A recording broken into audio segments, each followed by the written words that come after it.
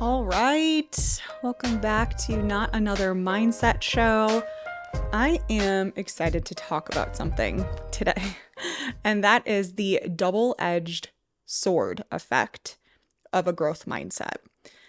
I'm excited to talk about this because I think in general, which I'm not arguing against, in general, a growth mindset is seen to be this immensely positive thing no matter what.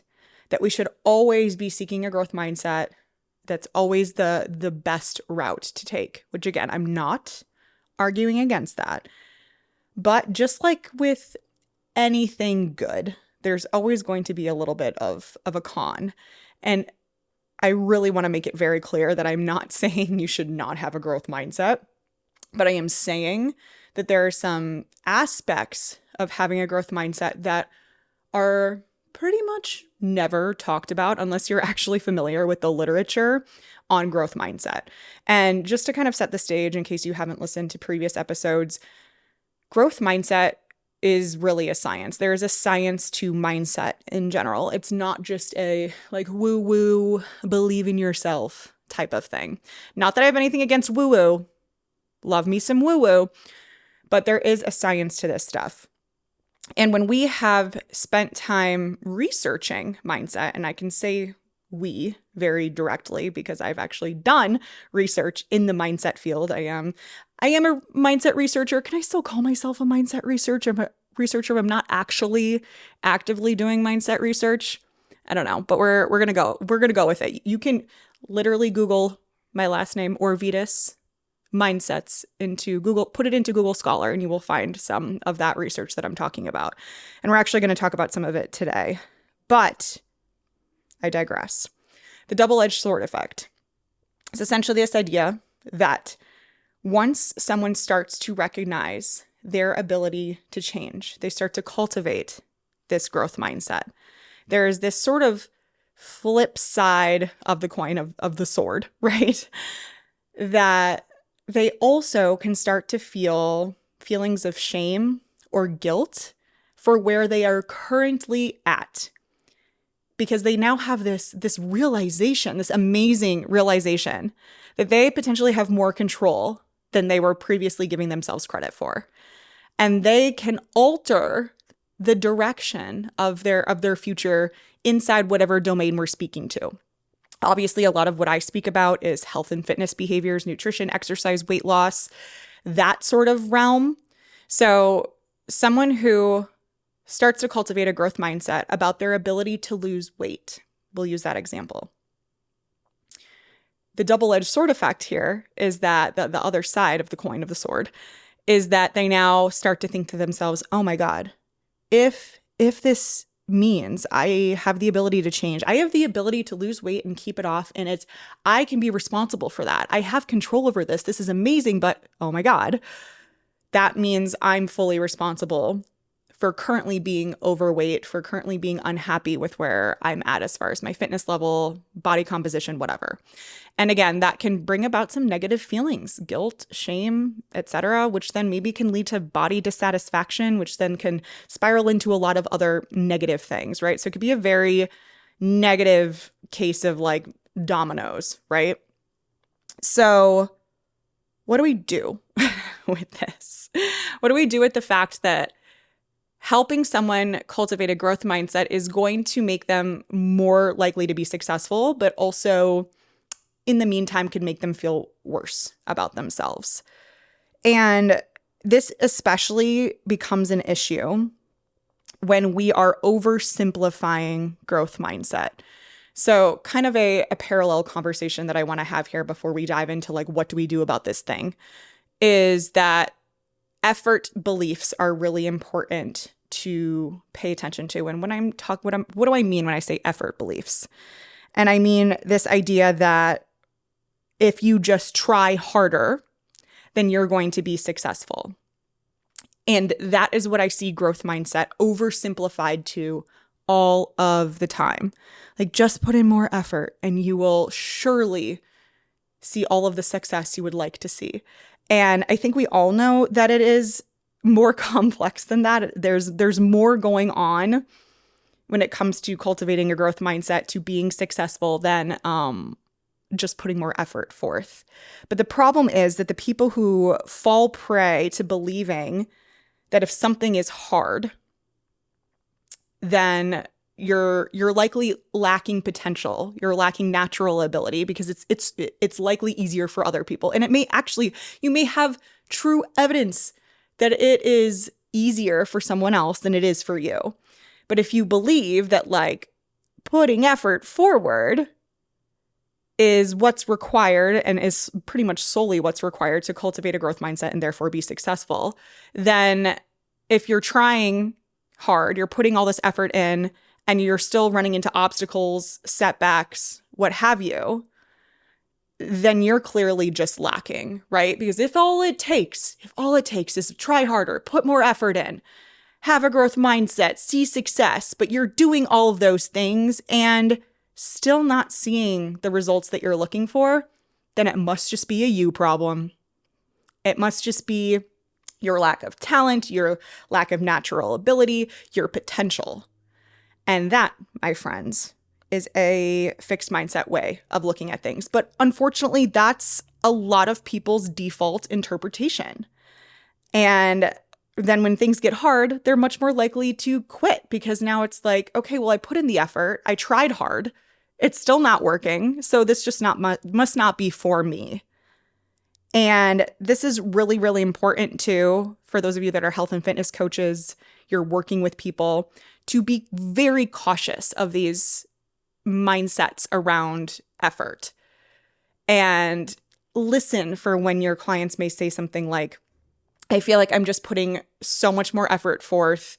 I've never tried harder, and I'm still not as successful as I would like to be, because that is a very, very, very slippery slope to a fixed mindset. And they're likely going to start seeing themselves as the issue. Like it's just something that is within them that is not good enough. It has nothing to do with like anything else. It's a them problem, right? And that is something you need to be able to work with them on. Work with them on their mindset around these effort beliefs. So like something to ask yourself if you aren't a coach and you're just working on something, be it health, fitness, or otherwise, is really, what do you believe about effort? So when I'm saying all of this stuff, like what really comes up for you? Were you nodding along thinking like, yeah, Kasey, that makes a lot of sense, but maybe your actual beliefs are that you try harder, you just put more effort forth and you'll be successful. And if it becomes too hard and you're noticing that like no matter what you try, it doesn't seem to work. I'm sure you've heard that before. You've said it yourself before, that just falls on it just not being a thing for you to do. You're just not the type of person to see success in that area. And if you're a coach, like please, please, please just pay attention to the messages that you're putting out there about effort. I have heard one too many coaches make comments about how their clients just need to try harder, that if their clients would just put more effort forth, that they would be successful. Just follow the plan and try harder. And that is such a bad, truly bad, there's no way around this, a bad outlook to have, and also a bad message to be sending to your clients, whether you're doing so directly or indirectly. And so to kind of bring this back around to the double-edged sword effect, we really should be helping clients as coaches or working towards this ourselves to really, truly believe in our abilities to change without feeling bad for where we're currently at, or without making our clients feel bad for where they're currently at. Because this self-blame, it's my fault for where I currently am, can lead to things like poor body image, like I said. And then we know, like, if you're feeling poorly about your body dissatisfaction, like that just has a lot of negative downstream effects for other things.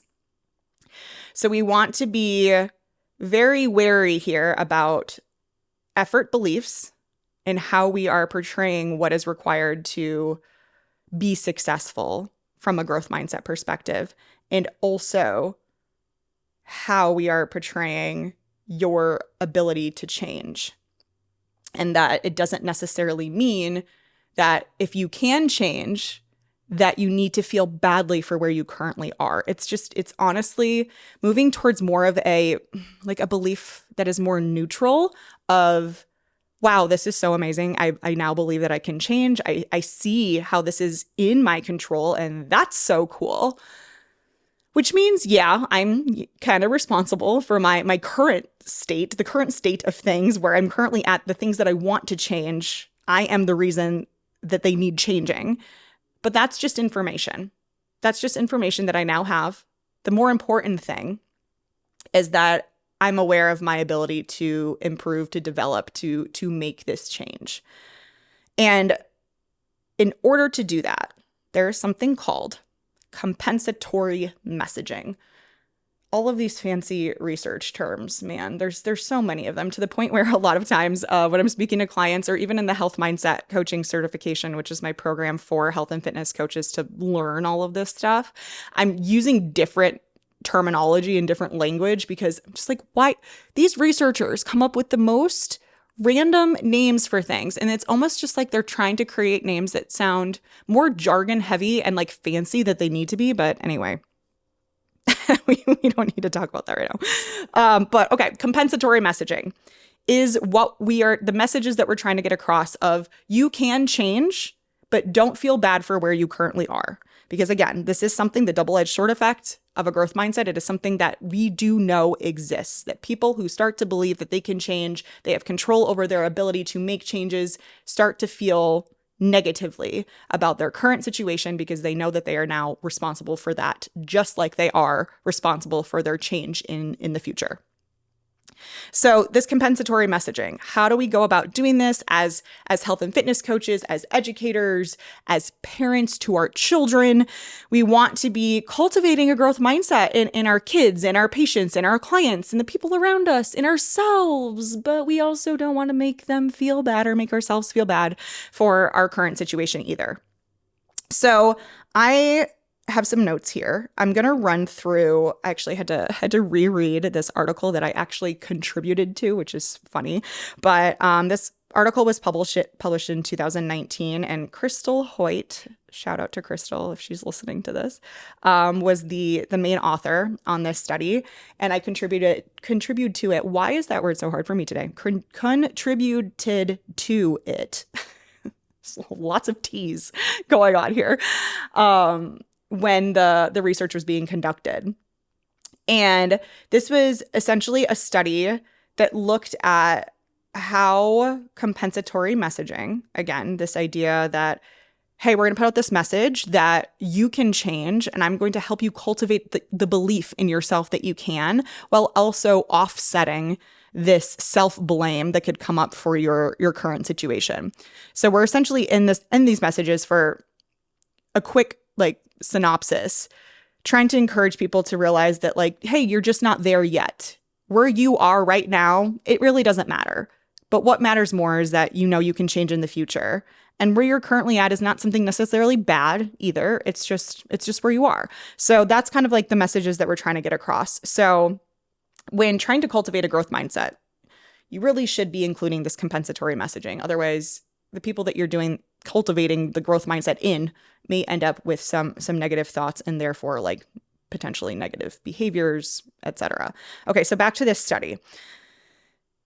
The goal of the study was to see how compensatory messaging affects things like eating disorder risk, unhealthy weight control behaviors, and body shame. So we're kind of coming back to that, the body shame, and also some of these other negative thought processes that are related.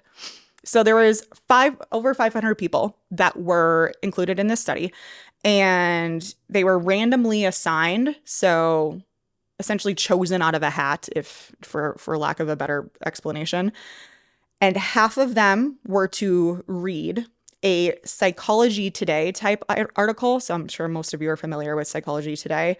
It essentially, often what they're trying to do is take research that is available and distill it down into something that is more easily digestible, not jargon heavy.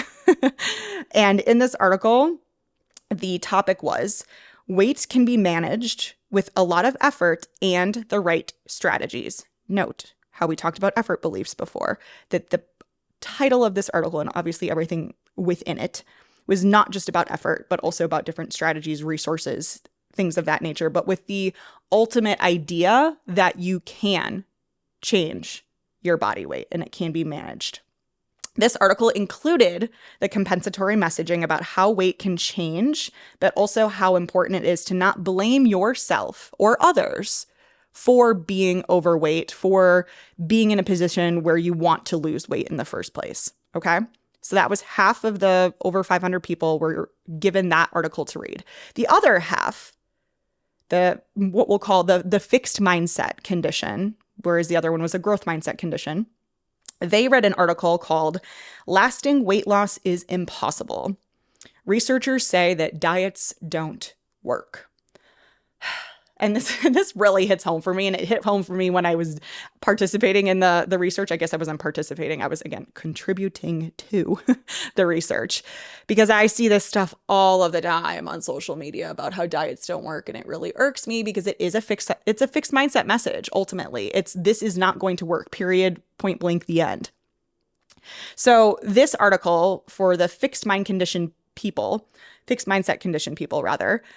It took actual quotes from a real published article that closely mirrors any messages that are currently out there available about diets not working in the long run. So we've all heard this before, right? There is legitimate research that showcases how people who lose weight aren't able to keep it off very well. And oftentimes they actually gain more weight than where they were at the starting point. So that's what this second article, this second group of people were subjected to.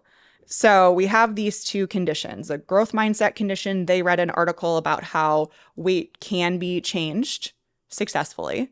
And the other half of the group, the fixed mindset condition people, read an article about how lasting weight loss is impossible and diets don't work. All right, so that's setting the stage for this study. So first and foremost, and this is kind of what you'll see a lot in any research related to shifting someone's mindset, is that the first thing that needs to happen is whether it's something called a manipulation check. So whether or not the experimental manipulation actually worked. So in this case, we want to know, okay, before we go any further into this and start to see like how someone's mindset affects other things, we need to make sure that did we actually successfully manipulate these 500 people, their mindsets by simply reading an article, which is crazy. I know. Like, can you really just sit down and read an article and suddenly your mindset is shifted in a different direction? The answer is, I was going to say unfortunately, yes, but that's kind of like a pessimistic outlook. Fortunately, yes, we can quite easily shift someone's perspective, their mindset about something by reading an article. I say unfortunately because I think, again, about all of the diets don't work type of messages out there, or just how readily available messages from millions and millions of people are available these days on social media and things of that nature, and just how potentially someone scrolling social media and reading messages from other people, and it's usually just those people's beliefs, their opinions, right? But that could be shifting the person who's reading it, shifting their mindset. It's crazy. So anyway, I digress. It's a scary world out there. But okay, so checking that manipulation. Did reading these articles actually shift these people's mindset? And yes, the people in each condition showed increasing beliefs in either a growth or fixed mindset direction about weight based on the article that they read. So we know that their mindset significantly shifted towards growth or fixed about body weight changes based on the article that they read. So first and foremost, we know that it worked. That part worked, right? So then when we are looking into what I was mentioning before, eating disorder, risk factors, unhealthy weight control behaviors, body shame, the results of this study, looking at people who have more of a growth mindset belief about weight loss and those that have more of a fixed mindset belief, compared to those in the fixed mindset condition or the diets don't work condition, the people in the growth mindset group showed a significant decrease in eating disorder risk significant decrease in unhealthy weight control behavior. So doing things to control their weight in an unhealthy manner, that went down. And also a decrease in body shame. And I think that this is just extremely powerful because especially when we're talking about this double-edged sword effect of a growth mindset and how when you start to believe in your ability to change, that could create some feelings of shame for where you're currently at, that in this study, when compensatory messaging and trying to help people feel less shame, less blame as they cultivate a growth mindset, that was included in here. We see actually a beautiful wash of that negative possibility of the double-edged sword effect, with body shame actually decreasing in the growth mindset group. So really what all of this is saying is, number one, having a fixed mindset about your ability to lose weight is not going to do you any favors in decreasing your eating disorder risk, your unhealthy weight control behaviors, or your body shame. In fact, having a growth mindset about your ability to lose weight, actually believing that that's something that you can do, is going to help all of those factors. And if you do so with this compensatory messaging included, that you don't need to feel badly, you don't need to blame yourself for your current situation, you're just not there yet. That keyword yet is so important. Including that in the growth mindset messaging actually makes a lot of these things better. Less body shame, less unhealthy weight control behaviors, less eating disorder risk. Beautiful, amazing, we love it. So obviously, maybe not super obvious, so I'm gonna draw the connection for you. If you're someone looking to change your body composition or honestly work towards any goal in your life, be very wary of your belief system around whether or not, number one, growth versus fixed mindset, if you actually believe you can change this thing in the first place. And then if you really, truly do believe that, make sure that you're doing something to mitigate feeling badly for your current position. And if you're a coach, please listen. Stop whatever you're doing. If you're multitasking, come back to me. If you are a coach, it is so important that when you are helping your clients cultivate a growth mindset, a belief in their ability to make these changes, that you are being very cautious. You are paying attention to the language that you are using and the language that they are using, and ensuring that they are not feeling shameful, not feeling guilty, not feeling badly for their current state. And that is so important when it comes to actually continuing on and being successful into the future. Now, I want to switch gears a little bit. We're still talking about the same idea, but towards business, because we're talking about all the things on this podcast. So if you're not a business owner, I would still listen. I would still pay attention. Especially if maybe you are like, in the future, I'd like to start a side hustle, something like that. But for my business owners out there, because I know there's a lot of you who are in the health and fitness coaching space and owning a business in that area, we see a lot of messages about how anyone can start a business and be successful. And much of these messages are about just grinding it out, right? Just put more effort forward, work your 16-hour days. Just like the more you try, the more likely you are to succeed. So we're kind of coming back to these effort beliefs again. And how this can actually be detrimental from a mindset perspective because of how many people are out there that are trying so hard, putting so much effort in, and they're not seeing the level of success that they would like to see. They're probably also seeing other people, especially I hear this so much in the coaching world. So many other coaches sign 10 clients a week. And like, what are they doing? I'm trying so hard. I'm putting so much effort forth just like they are, but I'm not successful like they are. So it must be a me thing. This must fall on me if we're both putting in the same amount of effort and I'm not seeing success and those people are. Like, I must just not be meant to be a coach. I must not be meant to be an entrepreneur. So we really need to be careful here when it comes to our effort beliefs, because it's not so much about just trying harder. It's about effort is obviously required, guys. So I don't want that to be a point of this episode either, that, oh, it just doesn't matter how much I try. Like, obviously it matters. It is necessary, but not sufficient for success. And also, a growth mindset is not defined by try harder equals more success. Okay. Like, that's really what I'm trying to get at here. But this is a really big focus for me when I'm working with business owners in my mentorship program. So I always have a handful of one-on-one business owners that I'm working with. Obviously, we're talking about their mindset inside their business, which is where a lot of this conversation is coming from. We're talking about their clients' mindsets. We're obviously talking about business systems and marketing and strategy and all that fun stuff, which we're going to continue to talk about on this podcast too, which I'm very excited about. But this is a big focus for me because when I'm working with entrepreneurs and I'm helping them scale their businesses and be more successful and feel better when they're doing it, this comes up a lot. I tried so hard and it still didn't work. And this belief, again, that just trying harder is going to automatically lead to success is so not helpful because otherwise, anytime it gets hard or as it continues to get harder or obstacles present to you that you don't even know how to get around or you have these massive setbacks, then you're just going to want to give up. You're just going to want to quit because, like, clearly trying hard isn't working and that's the best I got going for me, which isn't true. There's so many more aspects to success. It's being resourceful. It's hiring someone to help you. Oh my God. I am so thankful that I hired a business coach, a good high quality business coach that you can trust. Okay. So, like, be cautious with what's out there.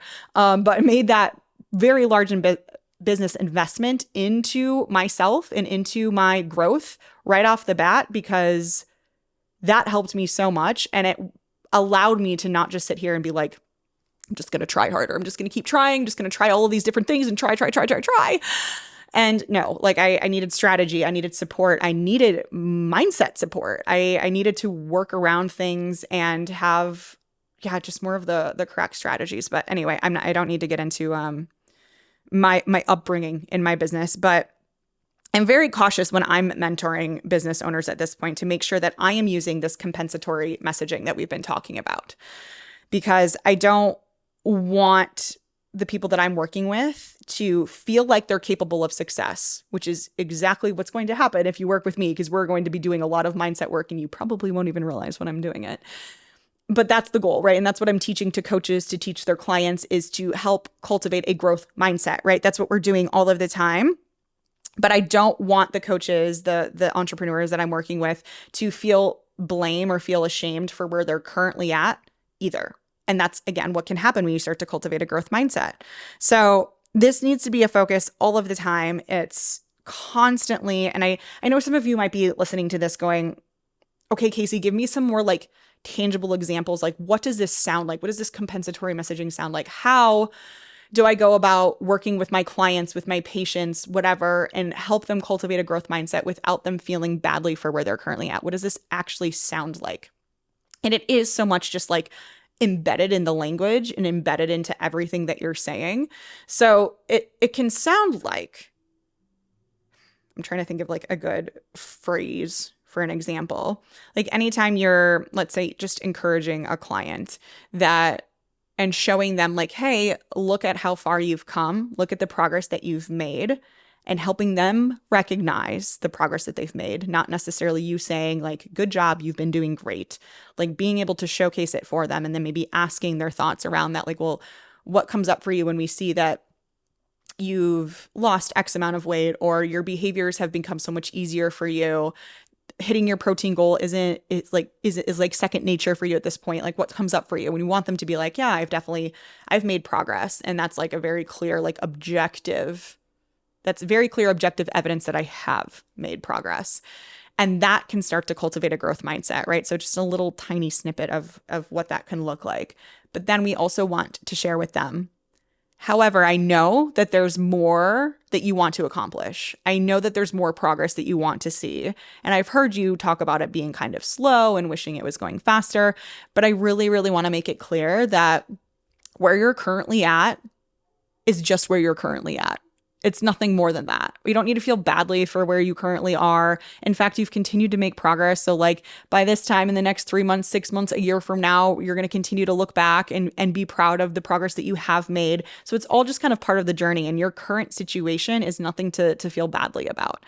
So that is kind of what I'm talking about. That was in some way, shape, or form an example of compensatory messaging and how we want to be helping cultivate a growth mindset without making our clients, patients, mentees feel badly for their current situation. It is a beautiful thing, the growth mindset, to feel like you are responsible for your future and for your success, and to know that you have control over those things. But there is, in fact, the double-edged sword effect of that level of responsibility also meaning that you are responsible for your current situation, that situation that you want to change. So as coaches, as business owners, as doctors, nurses, mental health counselors, anyone who's listening to this that is helping other people make changes to their behaviors, please keep this in mind as you go forward and you are helping all of the people that you are impacting cultivate a growth mindset and be successful in whatever goal pursuit that they have.